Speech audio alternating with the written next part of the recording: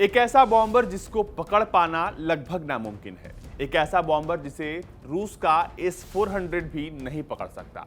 एक ऐसा बॉम्बर जो अदृश्य होगा लेकिन हमला सबसे तबाही वाला करेगा। जी हां, हम बात कर रहे हैं अमेरिकी B-21 बॉम्बर की, जो कि अब जल्द ही अमेरिकी सेना में शामिल होने वाला है।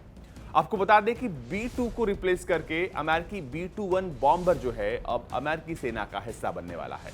और इस खबर की पुष्टि अमेरिकी सेना ने भी कर दी है कि ऐसे 5 यूनिट्स को तैयार किया जा रहा है और जल्द ही उसे अमेरिकी सेना में शामिल कर लिया जाएगा। आपको बता दें कि B-21 इकलौता ऐसा बॉम्बर है जिसे दुनिया का कोई रडार नहीं पकड़ सकता और यह दावा कंपनी करती है। नॉर्थरॉप ग्रुमन नाम की जो कंपनी है उसने इस बॉम्बर को तैयार किया है और अमेरिकी सेना में अब इसे शामिल करने की जो जल्द ही प्रक्रिया है वो शुरू कर ली जाएगी। और उससे पहले इस B-21 बॉम्बर की जो है वो ट्रायल रन किया जाएगा, इसका परीक्षण किया जाएगा। इसके बाद इसे शामिल करने की वो तमाम जो प्रक्रियाएं हैं उसको शुरू कर दिया जाएगा। अमेरिकी एयरफोर्स एसोसिएशन के air space and cyber conference में वायुसेना के सचिव फ्रैंक कैंडल ने इस बात की पुष्टि की है और कहा है कि कैलिफोर्निया के पामडेल में एयरफोर्स प्लांट 42 में अब 5 रेडर आकार ले रहे हैं। ये एयरक्राफ्ट इंजीनियरिंग और मैन्युफैक्चरिंग डेवलपमेंट बैच का हिस्सा हैं। इस परियोजना को long range striker bomber LRS-B contract के तहत फंड किया गया है। ऐसे में सवाल उठता है कि आखिर कितने ऐसे बॉम्बर्स जो हैं वो अमेरिकी सेना में शामिल होंगे, क्योंकि एक भी अगर बॉम्बर शामिल होता है तो ये अमेरिकी सेना के लिए काफी अच्छी बात है और उसकी जो सैन्य क्षमता है उसमें बढ़त मिलेगी। दरअसल बताया ये जा रहा है कि लगभग 150 B-21 बॉम्बर्स जो हैं वो अमेरिकी सेना का हिस्सा बनेंगे और ये जो सब हैं 2022 तक पूरी तरीके से सेना में शामिल हो जाएंगे। उससे पहले इनका ट्रायल रन किया जाएगा। और आपको बता दें कि 150 अगर B-21 बॉम्बर्स अमेरिकी सेना में शामिल होते हैं तो ये रूस और चीन जैसे देशों के लिए खतरे की बात है। अमेरिकी वायुसेना ने इस विमान के ऑपरेटिंग बेस पर हैंगर और रखरखाव सुविधाओं के निर्माण के लिए जल्द ही कॉन्ट्रैक्ट को फाइनल करने वाली है।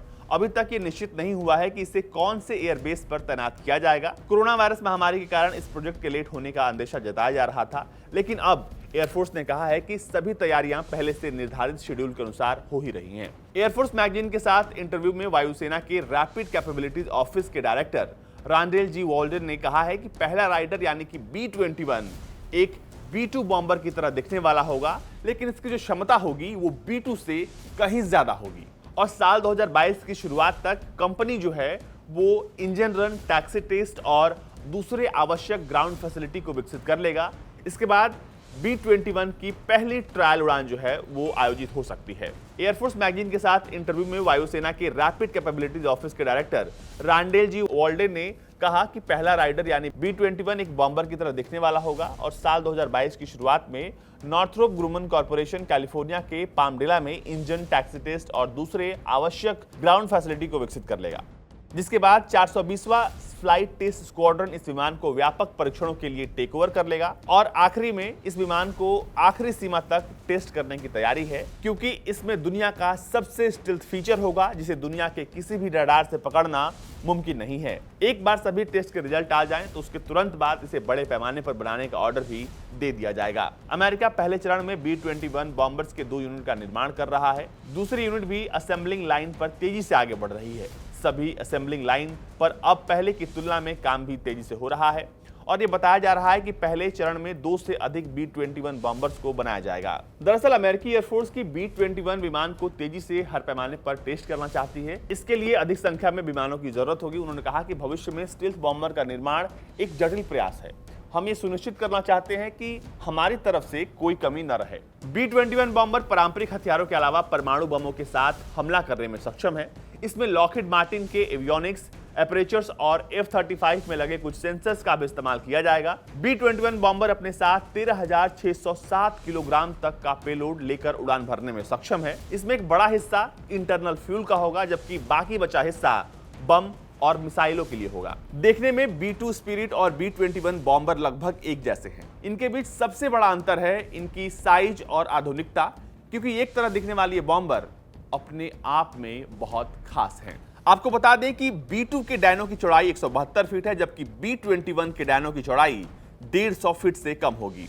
B-2 एक बार में 27,215 किलोग्राम तक का भार लेकर उड़ान भर सकता है, जबकि B-21 केवल 13,607 किलोग्राम का भार ही उठा सकेगा। ये इतना घातक है कि ये एरियल रिफ्यूलिंग की मदद से पूरी दुनिया में बिना रुके कहीं भी हमला कर सकेगा। यानी कि अगर इसे नॉनस्टॉप हमला करना हुआ तो इसे वापस जमीन पर आने की जरूरत नहीं है।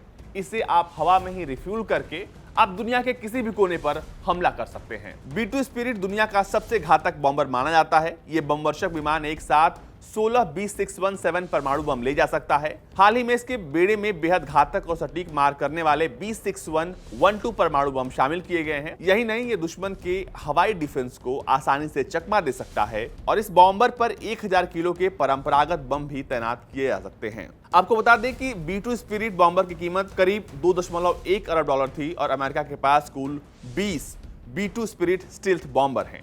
ये बॉम्बर 50,000 फीट की ऊंचाई पर उड़ान भरते हुए 11,000 किलोमीटर तक आसानी से मार कर सकते हैं। ये एक बार रिफ्यूल होने पर लगभग 19,000 किलोमीटर तक उड़ान भर सकते हैं और लेकिन अब जो नया बॉम्बर है उसकी क्षमता जो है इससे ज्यादा है। अब इस बॉम्बर की सबसे खास बात बताते हैं।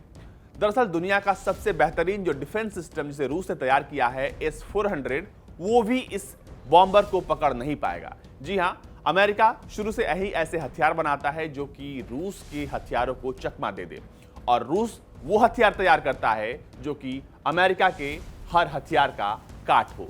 लेकिन इस बार अमेरिका एक कदम आगे है और ये दावा कर रहा है कि उसके इस विमान को रूस का सबसे बेहतरीन डिफेंस सिस्टम भी पकड़ नहीं सकता।